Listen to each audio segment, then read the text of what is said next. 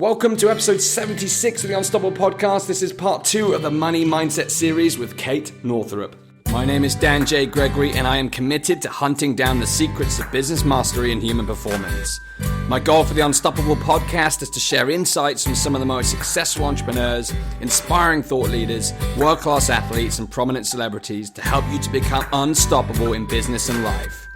Each week I'll be bringing you a new interview with an inspiring person and sharing my own results as I pursue the answers to the question, how can I create the ultimate edge in my business, make a significant impact, and live an extraordinary life?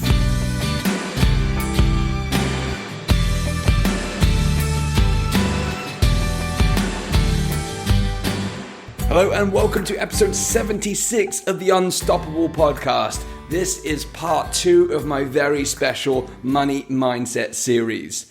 This series is inspired by the overwhelming response that I received to my episode about money shame, where I shared my own journey with debt and my relationship with money. Over the course of this mini-series, I'll be bringing you a range of top financial and money mindset experts to help you improve your financial well-being and your own relationship with money. In part 2 of the Money Mindset series, I have the enormous pleasure of introducing you to Kate Northrup. Kate is a full-time freedom seeker and a highly creative entrepreneur.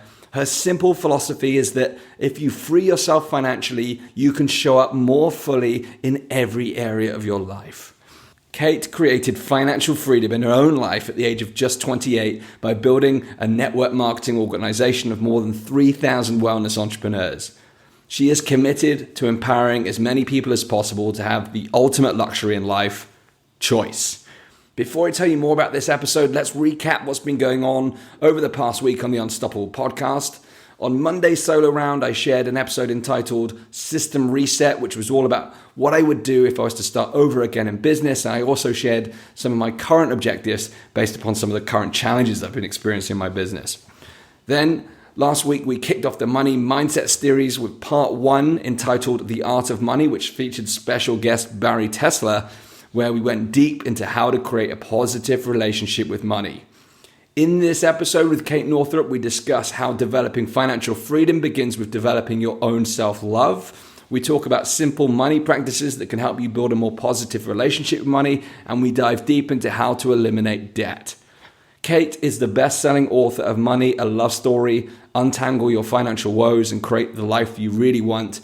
And she helps entrepreneurs create magnificent changes in their lifestyles. And her work has been featured by The Today Show, Yahoo Finance, Women's Health, Glamour magazine, and the Huffington Post. And she's spoken to audiences of thousands of people all across the world, including Hay House, Wanderlust, and USANA Health Sciences, and many, many more. Are you ready to create your own money love story? Ladies and gentlemen, introducing Kate Northrup. Hey, welcome to the Unstoppable Podcast. I'm absolutely delighted to have you on the show, especially as part of this special Money Mindset mini-series. And I'm really fascinated to hear your experience and your journey in this area and learn a bit more about you and share your journey with the listeners. So a big welcome to the Unstoppable Podcast. Thank you. Thanks so much for having me. It's my absolute pleasure. So Kate, would you mind just telling the listeners a little bit about yourself in your own words and what your kind of current responsibilities are and what you're working on at the moment? Yeah, absolutely. So I live in Portland, Maine, and I work with my husband, Mike, and we run a whole company based online where we teach people about creating more freedom in their lives. And I started this through the financial conversation. And I also talk about emotional freedom and spiritual freedom, but it started out for sure. And the core has been about financial freedom. Because to me, when you can create financial well-being and financial stability and financial freedom, to me, it's easier to be calm and rational about the other areas of your life. Because when we know we're being provided for financially, just things calm down and we can be more present because financial stress, takes up so much bandwidth.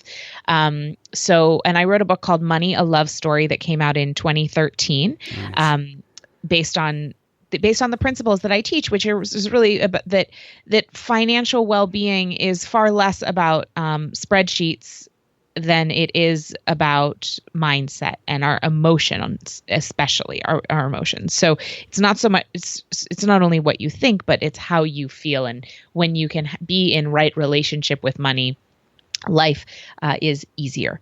And so that was an exciting project. And now, Mike and I we have a daughter who's 1 year old. So we're new parents, and that's congrats. Thank you. That's been quite an adventure. So that's been kind of like taking care of Penelope and running our business is what occupies me mostly these days. Awesome. So I'm really curious then. So talk to me about what sparked your journey and your desire really for financial freedom. Was there a kind of defining moment that led to that, or is it something you've always wanted? I'm curious. Yeah. So both of my parents are doctors. Neither of them practices anymore. They're retired, but growing up, they worked all the time. So they were on call. My mom was delivering babies. My dad was in the emergency room as an orthopedic surgeon, fixing broken bones from motorcycle crashes, that sort of thing. So they just worked all the time. And my dad missed holidays because he was on call. My mom was traveling because she began to grow a writing and speaking career. And I noticed that, and I knew from a pretty early age that I wanted financial abundance, but I didn't want to work all the time like I saw them doing. And so then my parents got divorced when I was 16, and so much financial upheaval came with that. And my mom was really scared about money, and there was weird stuff that happened between my parents and money, and between me and my dad and money. And and it was wounding as a young person. And so at that time, my mom realized she needed to get on the fast track of financial literacy because she had just given all financial decisions and responsibility to my dad. So even though she was a really great earner, she was not involved in the management of the money. And she just was like, oh, that's boring, or, did the classic, like, that's for men to do. Sounds like my mom. Yeah. And so even though she had she actually had a thriving career, but it was during the divorce that she realized, I need to be empowered around this. And at that time, she started reading books by Robert Kiyosaki, Rich Dad, Poor Dad, and nice. Catherine Ponder's The Dynamic Laws of Prosperity, and everything from kind of like, financial management, like David Bach, Smart Women Finish Rich, to the more esoteric, like The Richest Man in Babylon, Nice. So all across the board. And at that time, I found that I had, I was 16 years old, and I found I had this insatiable appetite for books on personal finance. And I just loved it. I soaked it all in. And I heard about this concept of financial freedom from Robert Kiyosaki, this idea that you could actually have enough passive or residual income to cover your living expenses so that you could choose to work or not work. And you didn't have to have like a trust fund or something. Because I always thought people who didn't work, like somebody else must have just made the money for them. So I was really inspired, and I was really inspired by that idea, and inspired by being an entrepreneur. I am blessed to come from a family of entrepreneurs. So that idea of being able to create my own financial reality was familiar to me. Yes. And so, it was right around the time of my parents' divorce that I kind of made a pact with myself. I didn't want to be in the same scared place as my mom was at midlife. I wanted to know this stuff ahead of time and be smart about it right from the beginning. And then, of course, as you do, I ended up getting myself in a bunch of credit card debt. And I did not act as empowered as I could have through my early 20s.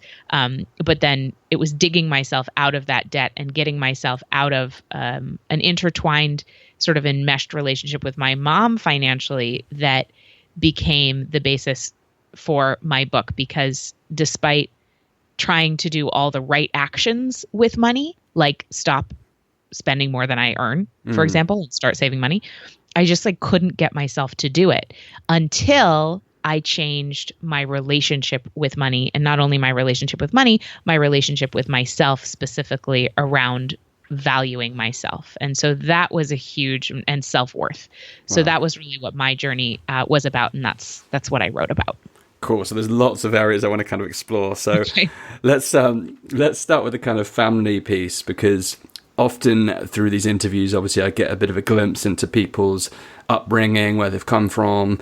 And what's really fascinating to me is the influence that the family relationships have, either positively or negatively. I've interviewed people who've come from kind of broken backgrounds, and that's inspired them to never want to be that way. I've seen people come from, incredibly wealthy backgrounds, and then they went through a strong period of struggle despite, all the wealth in the background. And I've seen people who have come from an affluent background, but then they've really wanted to strive from the outset to kind of exceed and outdo their parents in some way. So it's really fascinating to see how people's upbringing. It's just there's almost a correlation between either having a very negative upbringing or a positive one where you feel like there's something that causes you within the family relationship to want to go and do something for yourself. So could you elaborate on kind of what your thoughts are on that in terms of the family and the relationship when it comes to money? What a great question. I think that I'm just so glad that you bring it up front, that everyone's relationship. So for you listening, your relationship with money has so much to do with your upbringing. Mm-hmm. And that's a piece that the financial industry completely ignores, largely. It's like, you don't sit down with your financial advisor usually and go into, what did your mom say about money? What did your dad say about money? What were the beliefs handed down to you? Because those are the things that are running our decisions. We make decisions in our brain in the amygdala, which is the kind of like the lizard brain. It's the emotional brain. And then we back it up with the prefrontal cortex, which is the logic. So we make the decision and then we back it up so that we feel good about the decision based on logic. But we never make that decision, based on the proper information. We base it on a feeling. Yes. And those feelings are imprinted when we're children because that's when we're the most impressionable. And so I love, I also in my work have found that the most sort of the quickest path to freedom when it comes to our emotions around money is being willing to investigate what happened growing up and why do you feel the way you feel, and then to make a conscious decision about how you're going to act as a result, because most of us are having our lives run by like a 3-year-old or a 7-year-old. Yes. And we don't consciously say like, okay, I get that I was hurt when I was 3 years old and now I'm a grown up and I'm going to take care of that 3-year-old. And I also get to decide how to react in this situation based on my adult self, not based on my programming. And that's where the freedom comes in. And that's where the power comes in. So knowing that is so key. And I find that awareness is the first step. And sometimes the only step. Like people think, oh, it's going to take so much work and I have to do all this personal growth and da da da. And like sometimes just say, oh, wow, isn't that interesting? I'll do XYZ because of this thing in my childhood. Wouldn't it be cool if I did something different? Yes. And then you do. Wow. So in your case then, I mean, this is great. So awareness, I agree that awareness sometimes can be the seed of change in itself. So when you have that awareness and you become aware that there's money patterns in the past that have perhaps been dictated by your upbringing or the relationships you've had with money over the course of time, when you have that awareness, then how do you go about then making a decision about what money is going to mean to you? How do you then define your relationship with money? I like to give people the exercise of writing their own money love story. And so you go through and actually write the narrative of what's happened to you in relationship with money. So who are the key players? How did you feel? What happened? And then the key is pulling out the things that you feel victim to or victim of, the things that you feel like happened to you and you had no control over, and identifying, now first some anger may come up, sadness, whatever may come up, and feeling those feelings is really important. Sometimes you might need to write a no send letter where you write out all your anger and then just burn the letter, or whatever you may need to do, go for a long run. Everybody works out their emotions in different ways. But then after you've done that, coming back and being able to identify those areas and noticing how they actually have served you. So in my own example, let's take something that, happened where my parents got divorced and I felt unsupported financially for various reasons. So I could look at that as, oh, this terrible thing happened to me. And, and then through my 20s, I dated all these guys who were, financially a mess and blah, blah, blah, blah, blah. And it's because, and it's my parents' fault. And I could go down that. Or I could say, wow, isn't that interesting that that happened? And therefore, I actually stepped into a place of financial empowerment more quickly than I would have otherwise. And I've created this whole successful business around it and been able to help other people. So we can take those things and look at, yes, these things happened, and no, we may not have chosen them, but look at some of the blessings in your life today and how they're actually connected to those things that you wouldn't have chosen, but that happened to you. You know, we hear a lot in the personal growth space that things happen for us, not to us. Yeah. And so identifying those things is so huge. And I believe that we can gain so much insight, because when we are constantly pushing up against our story and saying, this shouldn't have happened, we're essentially discrediting our entire lives. And it also keeps us really stuck, because there's literally nothing you can do about what happened in the past other than continue to move forward. And it will keep you stuck and keep you from creating the financial life you desire if you are constantly telling the same old story about, you know, what happened to you and how it was bad. So the other thing that's, you know, when I said there was lots of things I'd like to dive into, the other piece you spoke about was, you know, the kind of self-love and the self-value. I think a lot of people have, in terms of the stories they create, have a negative consequence in the money when it comes to your own worthiness and your own self-love. So could you give some perspective and insight on that? Absolutely. So, you know, one thing to really start out with is that your net worth is not the same as your self-worth. And those two things don't even need to be connected. So that's what we get so caught up in. And I think men more than women, just based on how our culture is, have more of a connection to like, oh my gosh, how much I have in my bank account is how much I am worth as a human. Yeah. And we all have, you know, we're all just divinely worthy. You can't really put a price tag on a human. And so knowing that and just disentangling your self-worth from your net worth is really key, because if you're in debt, it doesn't make you a bad person. It doesn't make you less valuable. But I will say this. So that's true. And then what's also true is the more we value ourselves, the more value we add to the world. Because somebody who feels really badly about themselves is going to have their volume turned way down on their gifts and talents and the way they show up. You know, we know people like that who you meet them and you can just tell they just don't feel very highly about themselves. And, you know, for whatever reason that they're going through that, they're in general, like a lack of self-confidence does not light up a room. And it does, like, you know, you're not giving yourself permission to shine fully when you have a dialogue going about how much you suck. Yes. And so doing the work around our self-value and beginning to value ourselves ensures that we then show up as more valuable in the world, and that we then elicit more value, because when you don't value yourself, no one else will value you either. And no one will value you more, certainly, than you value yourself. And so that piece is a huge piece that I work with people on, because, you know, no matter, I don't really care about savings and income and all that. I mean, I do, but at the same time, if you don't have the self-value piece dialed in, the financial actions you take will never really last. So could you share how you kind of enhanced and up-leveled your own self-value and your own self-love? Yeah. So for me, I noticed that for me, I was in a business relationship with my mom where I did not feel valued, and I was letting myself sort of be in a position that I was not showing up fully, and I didn't feel like I was really being honored for what I could bring to the table. And that wasn't my mom's fault or anything. It was just like, it was the situation. It was kind of like the dance that we were doing together. Yeah.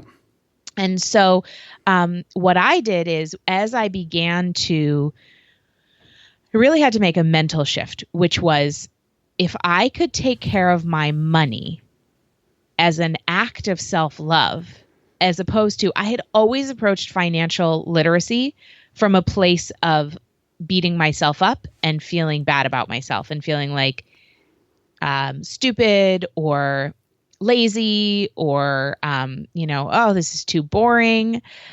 And when I when I was like, wait a second, the reason I'm not getting results is that I'm approaching this conversation from a place of basically like self-hatred instead of self-love. And if I could look at my financial awareness, like if I could look at my bank account balance as part of my if I could looking at my bank account balance as part of a self-care practice in the same way that going to get a pedicure or taking a bubble bath is, then I could actually switch the relationship, and I might actually have fun taking care of my money. And the whole thing really did shift.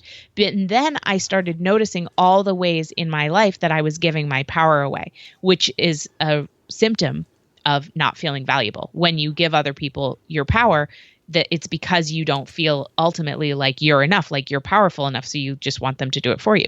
So it started to become really clear all the places I was giving my power away. One of them was in this business with my mom. Yep. And I began to shore up those relationships. So I began to renegotiate the contracts, both energetically and literally, so that I was actually coming from, I basically had to put on my big girl panties and say like, no, I actually do bring quite a bit of value to the table, and we need to reorganize this. And as a result of stepping into valuing myself in those very practical ways, I started to make more money, because when you step into your power, you start to make more money. You just can't really help it. Yeah.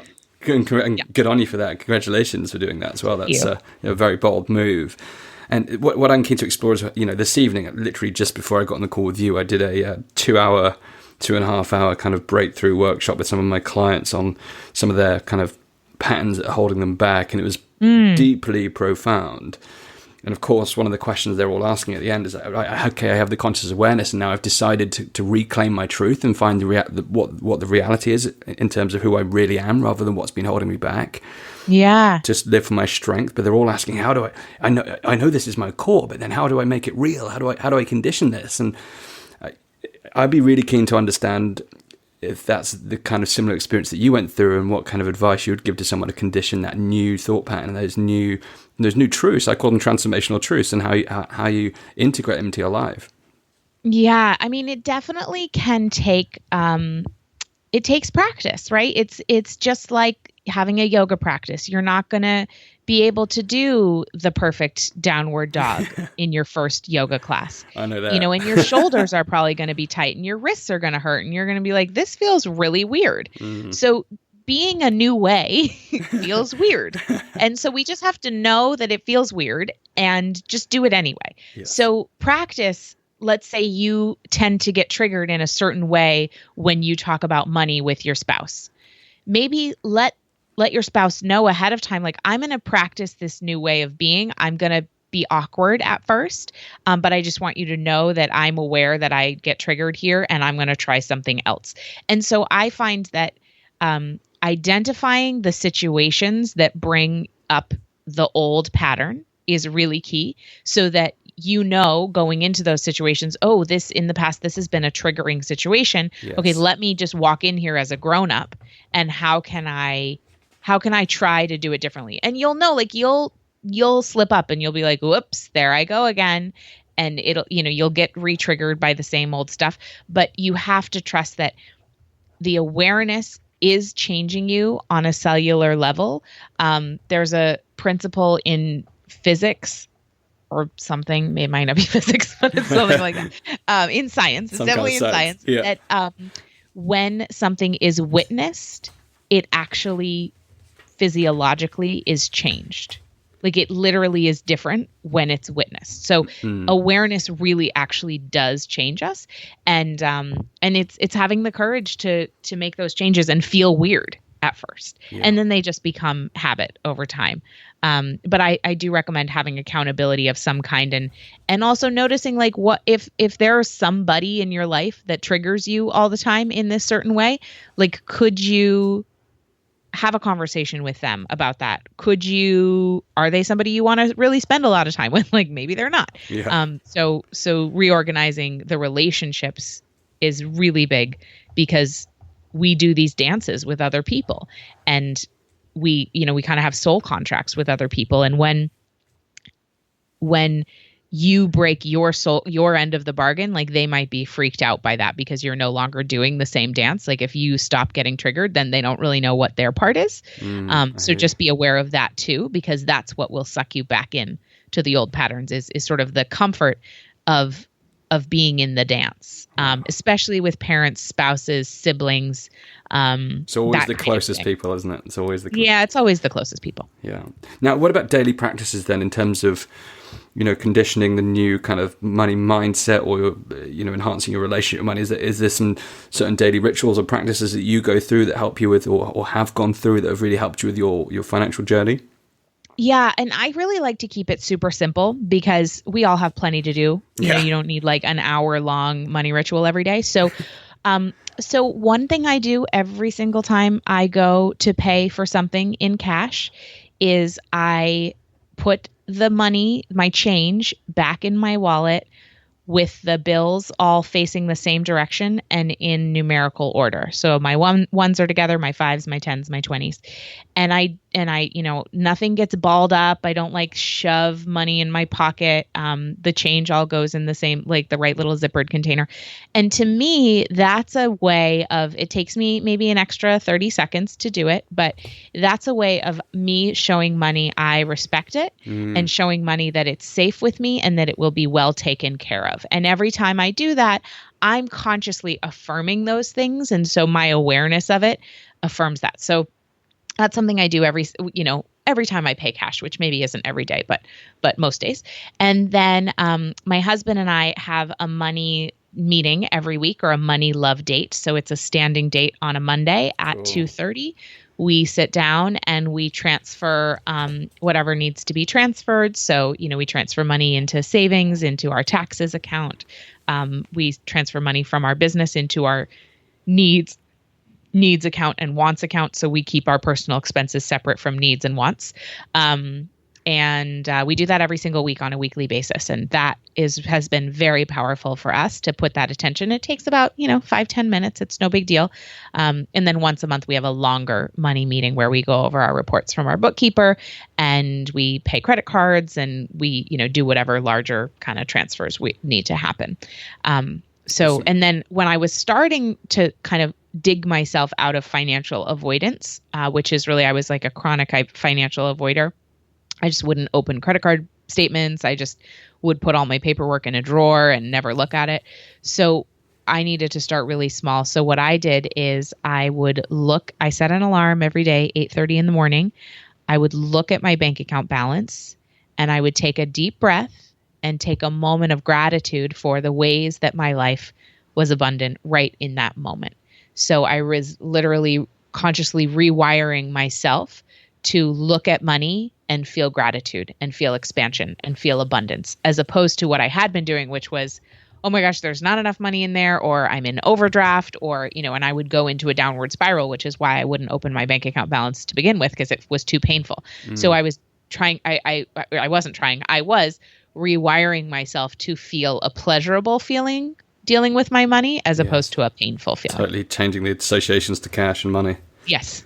Wow. Okay. So, you touched on debt. Then here's an interesting subject: eliminating debt. This whole series was prompted by an episode I did on money shame several weeks back, because I just wanted to confront the truth about my own debt journey, because it felt like a release. I wanted to talk about it because I was still carrying some of the debt from my corporate days, my slightly irresponsible youth, and I've spent plenty of time kind of examining the debt, but I'm really interested in your perspective, because if someone's in a debt position, and I've been in a debt position where that's all you see, how do you go about, it's okay looking at your bank balance and seeing a bank balance and feeling gratitude, but if you've got that debit sign at the end of it every time, how does someone then begin to shift their mindset when it comes to debt? And, what are the steps to eliminating debt? Well, you told the first one, which is telling the truth about it. Yes. That is so huge. And that's the one that most people skip. So there is this shame about it. And I had it. I didn't tell anybody for like a couple years. And I will never forget the first time I told somebody, and what a relief it was to tell somebody. Now, it's just not anybody you want to tell. Tell somebody safe. Tell somebody who's not going to go into judgment or fear or whatever. Tell somebody who you can trust with that information. The weight that lifts when you're willing to tell the truth. First of all, I had to tell the truth to myself because I had never totaled up the amount that I owed. It was like on a bunch of different cards, and I would move it around and transfer to zero balances. Yeah. And so I never really knew the truth. So I totaled it all up. And it was shocking because it was way more than I thought it was going to be. But then it was also freeing because just like when we use a GPS, you can't find the route to your desired destination if the GPS cannot find your current location. So telling yourself the truth about your financial situation is your current location so that you can then build a plan to move towards your desired destination. So telling yourself the truth and then telling somebody else safe the truth, or telling your podcast listeners, which is also a fantastic idea. Yeah, I've done that. It's great because everybody I have met has a couple skeletons in the closet when it comes to money. Yes. I have never met anybody who doesn't have something a little bit strange going on when it comes to money. And so if we would just all talk about it a little bit more, we would all feel less paralyzed by the shame, because we're all human and we're all flawed, and we've all made mistakes that we wouldn't choose to do again today, but that have been part of our journey. So that piece is really huge. And then I also recommend changing the name of bills to invoices for blessings already received. I love that. So that's a mindset shift where, again, it's about creating more of a warm, fuzzy feeling when dealing with our money, as opposed to like a contracted, fearful feeling. So when you're paying your invoices for blessings already received, you can go through and itemize your blessings and say, oh, look, this credit card bill I'm paying on the balance, and on this card I bought that amazing trip to Paris that, no, I did not have the money in my bank account, but gosh, I really had a good time. Yes. And I bought 5 rounds of drinks for my coworkers, and it was a wild night, and it was awesome. And you can actually go through and identify. Now, of course, not every expenditure you're going to feel awesome about, but there are going to be some in there that you can go back and be like, yeah, actually, there were some blessings in that, and I'm simply paying back the blessings I already received. It doesn't make me a bad person. And then that changes the dynamic. I love that perspective. I did a similar exercise. I looked at the debt that I had left over, and I thought, wow, actually, what does that represent? And I started thinking about all the holidays, all the experiences. But what was interesting, I'd be really interested in your insight on this, because when I did that, I started thinking, oh, that's not so bad after all. And I just thought, I caught myself thinking, you don't want to, if you want to eliminate this, you don't want to start associating positive things to it, because your desire to avoid it, to get rid of it, will diminish. So I was like, right, let's go back to the pain. And that's really interesting. See, to me, what we resist persists. So I guess for me, just to elaborate on that a little bit, some context. The pain was different from the stress that comes with it. It was more of I want to remove this from my life and have a cash positive balance. So the pain was not the same pain as it was when it feels like a burden. That's a very different pain. It was almost like a deliberate association that I created with it to give me the push and the pull to move away from it. But I just wanted to clarify that. But I'd be very interested on what you think about that. Well, and I think I will say this. I think everybody has a different relationship to it, because, that kind of like no pain, no gain. It has to be uncomfortable in order for me to do something about it. That is one way that works for some people. For me, I found, now I was still motivated to pay off my debt because I just wanted that freedom of feeling like, ooh, it's gone. So I made friends with it, and it was more of a, as opposed to like being like, oh, this is totally okay and it's all perfect and I have no regret about it. It was more of a journey of acceptance. Yeah. So there's a difference between acceptance and saying, oh, everything's fine. Yes. Right? Because acceptance is more of a surrender. So you stop wasting energy trying to make the past different. But as and so that to me is you want to move towards acceptance, because the energy then that you save that you were previously spending trying to, beating yourself up and going back. It's like it's totally wasted. You can't do anything about it. Yeah, you're right. But that energy could be used towards generating income and being really great about saving, like that. Yeah, I'm much more of a move towards kind of guy anyway. Yes, so that, exactly. that freedom piece drives me way more than thinking about, the pain of past regrets, as it were. Right, totally. So I love that. So I want to touch upon your business. Obviously, that's been a key part in your building your financial future. How did you go about choosing the right business for you? That's a good question. So I read in Robert Kiyosaki's book, Rich Dad, Poor Dad, that if you want to learn about business and building assets, that you should spend 5 years with a good network marketing company. So, and I read that when I was in high school. And my family happened to use the products from a great company. So, a highly reputable scientific company. And so I just did that because I already knew them and I had the support built in. My aunt and uncle have been my mentors and they're incredible entrepreneurs. And so, so that's where I started. And then kind of through a chance meeting at a yoga class, I ended up meeting a woman named Marie Forleo, and she kind of opened up this whole world for me about internet marketing, which I had known about a little bit. I went to one of T. Harv Eker's seminars, the world's greatest marketing seminar, and I was like, whoa, this is a whole thing. But then Marie was teaching it in a more feminine way that I could really understand. So I learned about that. And then I started a blog sort of on a whim in 2010. And then that turned into a business because people were reading the blog. And then I was recommending other people's courses. So I got into affiliate marketing because I was really already sort of doing the same thing with my network marketing business. I was just like telling people about, I was a curator. I've always been a curator I actually studied art history in college and I thought I was going to be a museum curator.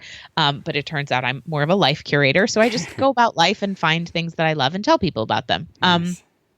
So I got into that. And then when I met my now husband in 2011, he really inspired me to start making programs and products of my own. And so that's been our trajectory. And then my book deal came along and that came out in 2013. And then we've been doing different programs and fun things ever since. And I'm kind of taking things in a new direction now with a conversation around how can we create more abundance in our life through less instead of through more. Oh, wow. So that's the inquiry I'm in right now. Wow. Oh man, there's so much time. There's not enough time for us to get this all this stuff would be fascinating. This always happens. So where should we go? We've only got a little bit left. So I want to hear about the programs because I know we were talking a little bit before we started around the programs that you've got coming up that could really help some of the listeners. Would you mind sharing a little bit about what you've got going on? Sure. So my kind of flagship or primary program is called the Money Love course. So it takes you through some of the exercises that I've shared today and then much more. It's a self-guided four module course delivered via video that takes you through how can you change your relationship to money? How can you change your relationship to your own value so that you can pay off your debt faster, make more money, become a masterful money manager, and really get your head screwed on straight when it comes to money. So that course is available at themoneylovecourse.com or also just on katenorthrup.com. And so that's the one that we have going kind of at all times. And then I've got some fun things coming up in January, February, but they're not really solidified enough to talk about them because I know how I am and I might change my mind. Cool. So watch this space. Yeah. So the piece you just mentioned about having less, could you give just a short insight on that? Because I know we've only got a few minutes left, but I'm so curious though. I want to know kind of your thought processes on that and what that all means. Yeah. So, for example, I was living in New York City in one of the most expensive neighborhoods in the world. Granted, in a very small apartment, but still. And my lifestyle was, really, I spent a lot of money, and that's how I got myself into debt. I shopped, I did a bunch of events, I traveled, all this stuff. And my decision I got rid of in 2010, 2011, I got rid of nearly all of my belongings. I bought a Prius and I took off on this road trip and I was calling it the Freedom Tour to really investigate what does freedom really mean financially and otherwise. So to me, it was a process of letting go. And I created tremendous abundance. Not only was I able to pay off my debt, but just sort of like a feeling of spaciousness and abundance and my expenses were so much lower than they were when I was living this life of more. And so it's not necessarily about like minimalism, because I'm not a minimalist by any stretch of the imagination, but it's about putting your focus on what really matters. Because what got me into debt was chasing the things that I thought would make me look a certain way, as opposed to chasing the things that would make me feel a certain way. And so it's really an inquiry around how can we fill our life with only what matters and not the excess, because when we do that, my experience has been that we feel tremendously abundant and we feel full, like we feel beautifully full, and we have less striving and where it's not like constantly chasing the next, the next big raise or the next level in our business. And while I'll always be going after goals, there's like a difference between the clingy energy of like desperation and the feeling of, my life is really good right now and this will be fun to add on. Nice. That's a great perspective. Awesome. So I've got a final kind of quick fire question that I ask all my guests, given it's the Unstoppable podcast. I'd like to know what being unstoppable means to you. Oh, being unstoppable to me is, I'll tie it right back in. It's knowing what truly matters. It's knowing what truly matters. It's really guiding life and prioritizing our time, our days, according to what's important to us and what actually fills us. Like what are the things that at the end of your life, you'll look back and say, yeah, I'm really glad I created that. And then, because those are the things that fuel us, and no matter, how much our baby keeps us up at night, or no matter, what's going on, we will be fueled by those things. Awesome. So that leads me to ask one final question. What in Kate Northrup's life is most important to her? My baby and my husband. Wow. So beautiful. My family, for sure. Nice. Thank you for sharing. Well, Kate, I believe you are thoroughly unstoppable, and I would love to thank you on behalf of the listeners and myself for unleashing your greatness today on the Unstoppable podcast. The final thing, get it out, for us to do is to, where should we send the listeners if they want to find out more about your work? Oh, please come over to katenorthrup.com. I send out a weekly blog of musings about whatever is important to me. And the feedback I get is that people have told me, I've unsubscribed from every email, but I read yours every single week. So I love hearing that. And that's like my biggest joy is my weekly writing. So please come over to katenorthrup.com and check it out. Magic. Thank you so much, Kate. It's been a real pleasure talking to you. I've thoroughly enjoyed it and cannot wait to share the episode.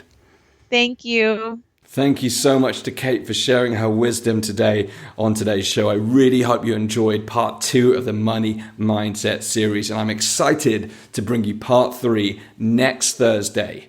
But what I'm even more excited about right now in this moment is on Monday's episode, my solo round, I'm going to be revealing the November 30-day financial sprint. This is where I invite you, the listeners of the Unstoppable podcast, to join me and having your best financial month of the year yet.